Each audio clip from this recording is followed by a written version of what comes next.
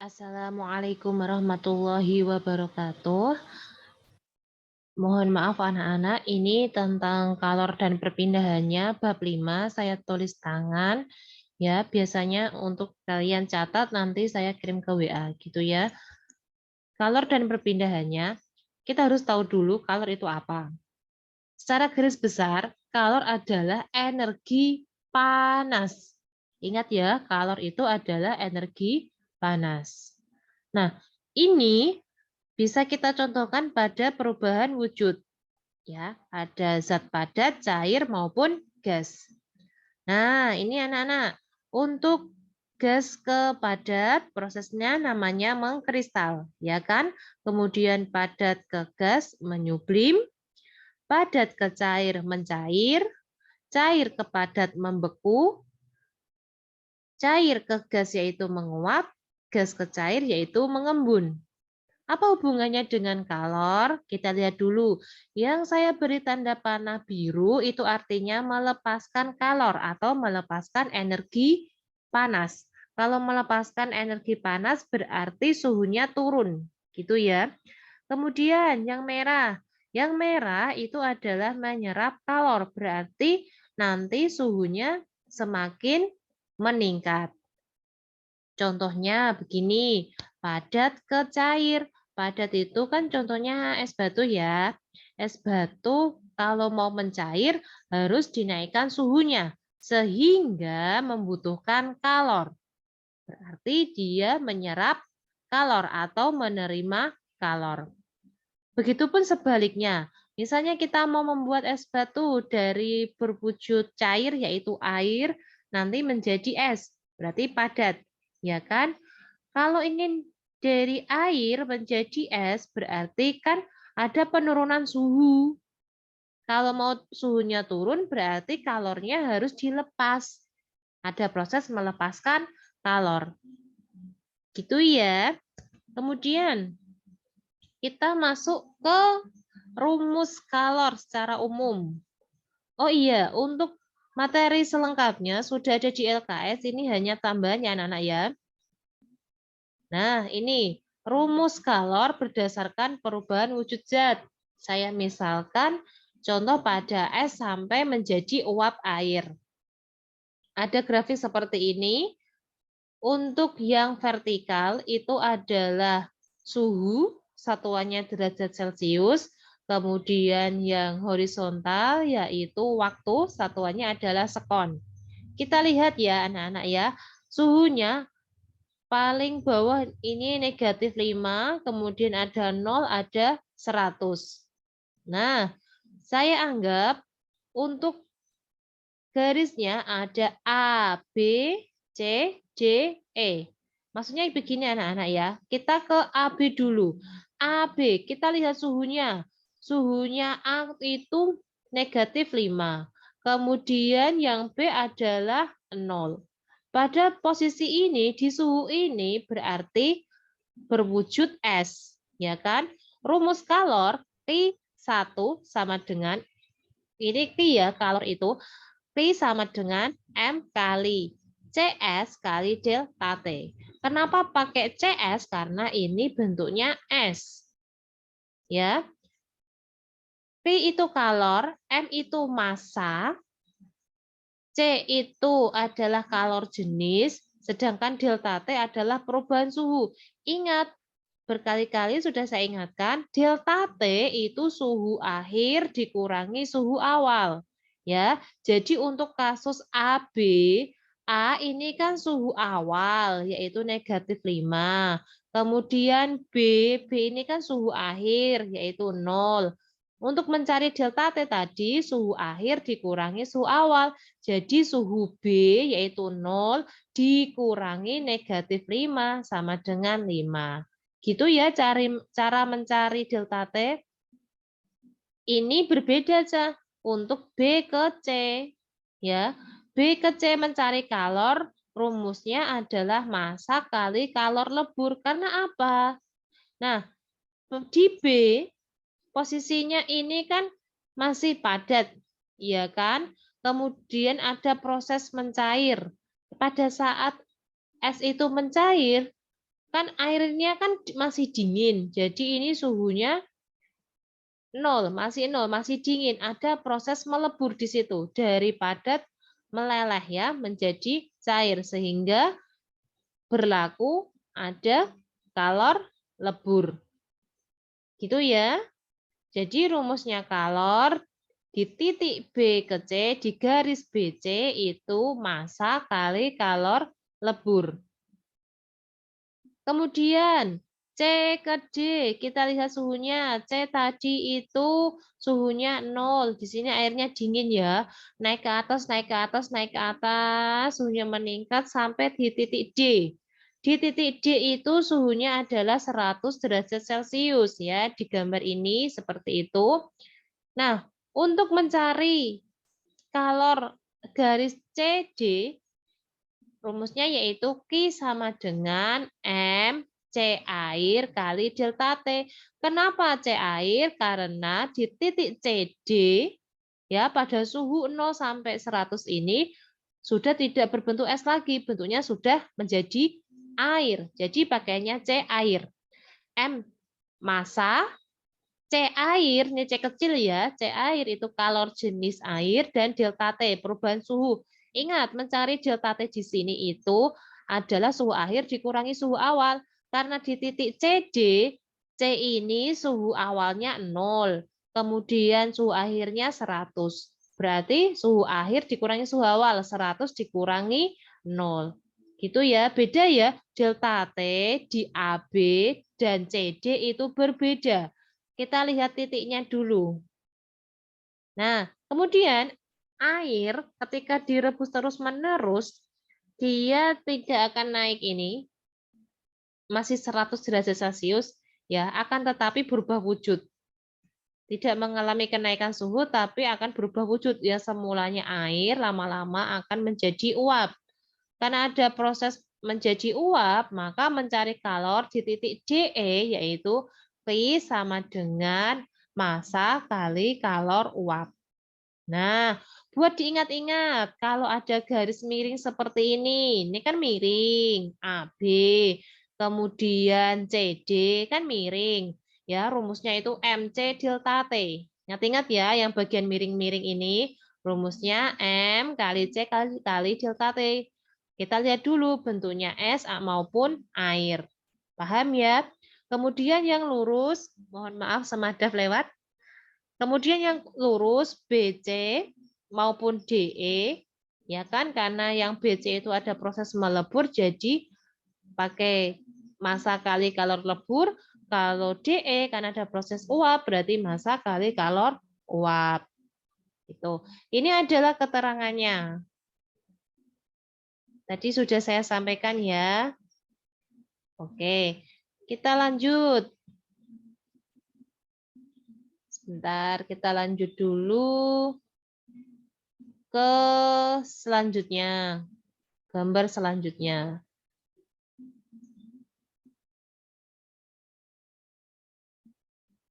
Ngiklan dulu.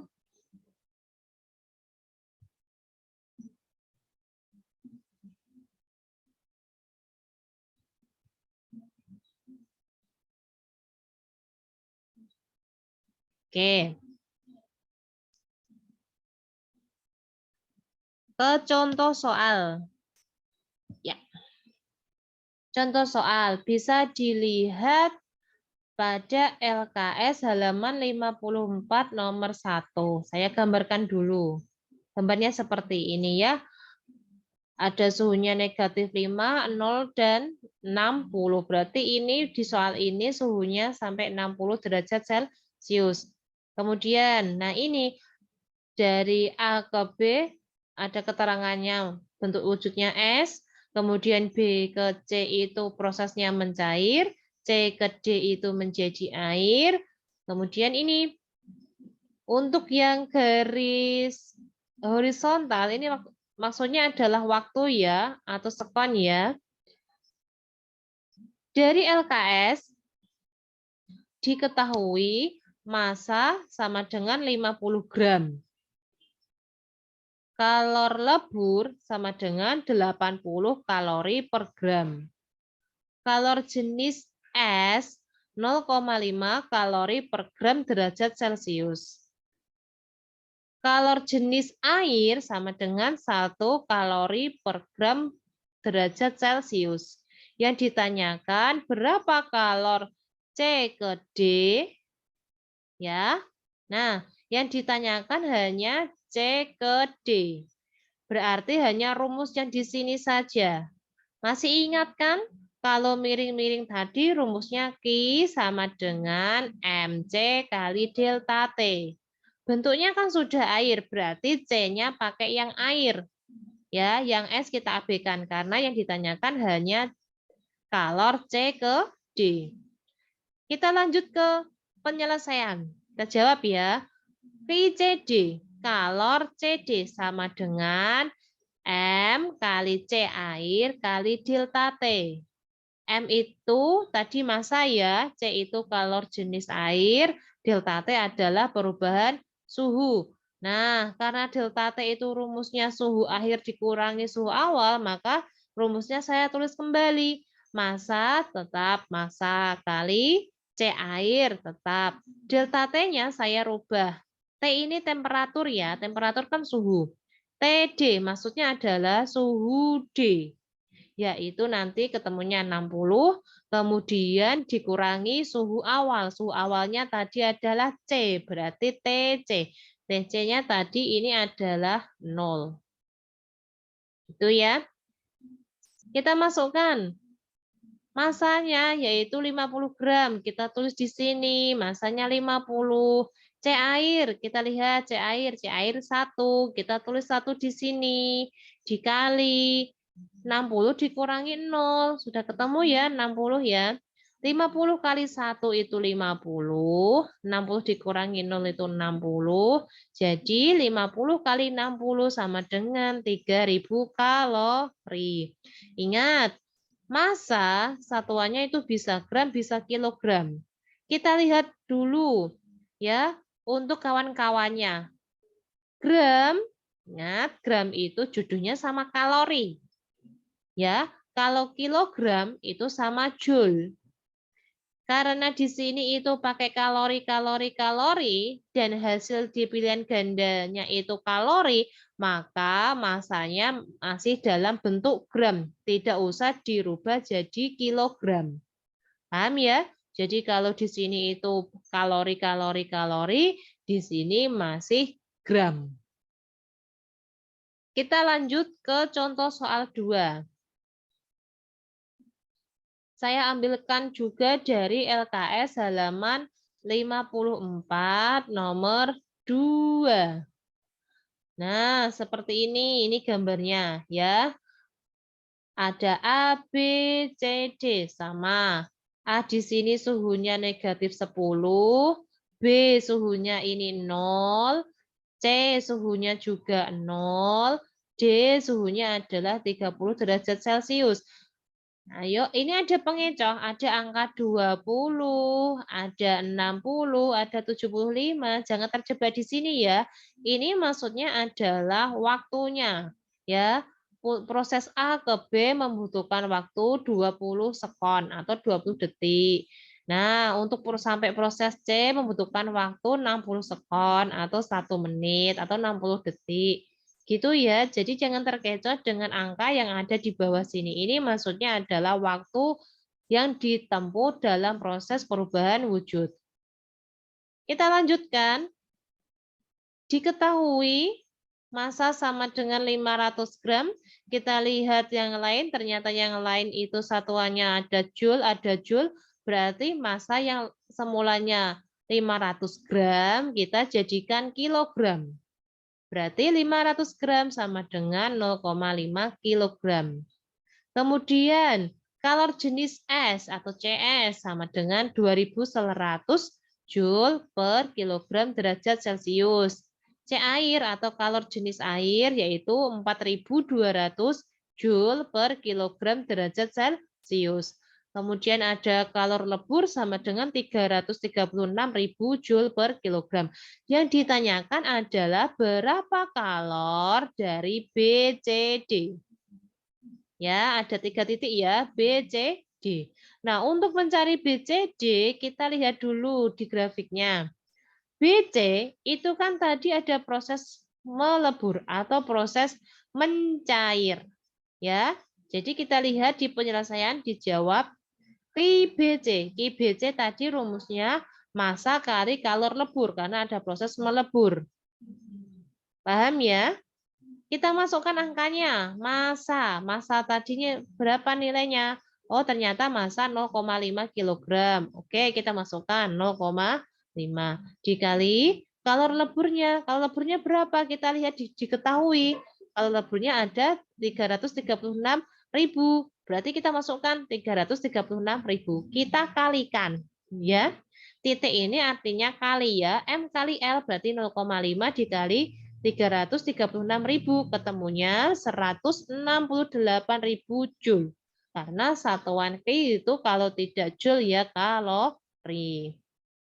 Kemudian itu baru titik BC loh ya, baru titik BC. Kan masih ada C ke D. Kita lihat bawahnya.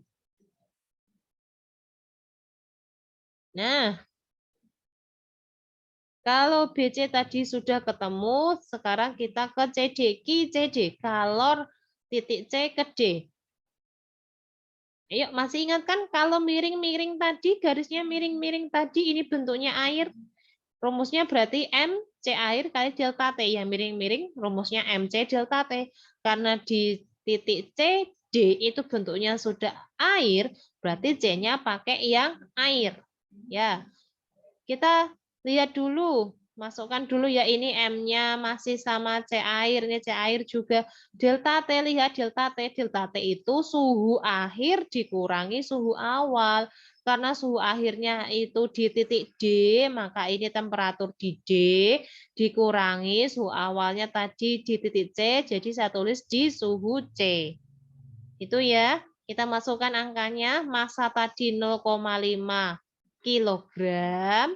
C air kita lihat, C air itu 4.200, kita masukkan di sini, 4.200. Kemudian TD, suhu di titik D, kita lihat grafiknya, suhunya.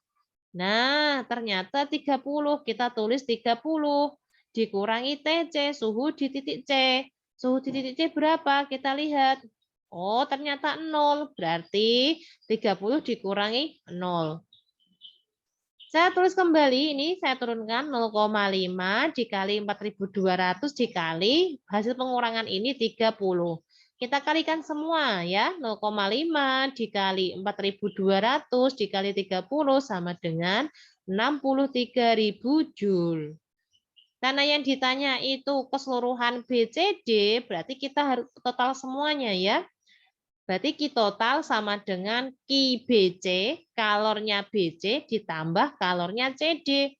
Kalornya BC tadi itu 168.000, kita masukkan 168.000 ditambah QCD. QCD itu 63.000. Kita masukkan angkanya 63.000. Kita jumlah menjadi 231.000 Joule. Jawabannya adalah D. Gitu ya anak-anak. Nah, ini yang ditanyakan BCD. Misalnya yang ditanyakan dari ABCD, maka kita juga mencari AB. Gitu ya. Masing-masing proses itu berbeda. Karena di sini yang berbeda itu adalah CS-nya, ya. Dan kalau di sini C air, bergantung dari wujudnya. Kemudian selain itu adalah delta T. Hati-hati dengan delta T. Tentukan dulu suhu awalnya dan suhu akhirnya. Ya, kalau di sini awalnya itu A, akhirnya B, berarti nanti itu 0 dikurangi min 10. Paham ya? Oke. Kalau ada pertanyaan, silakan boleh tanya di grup. Sekian. Assalamualaikum warahmatullahi wabarakatuh.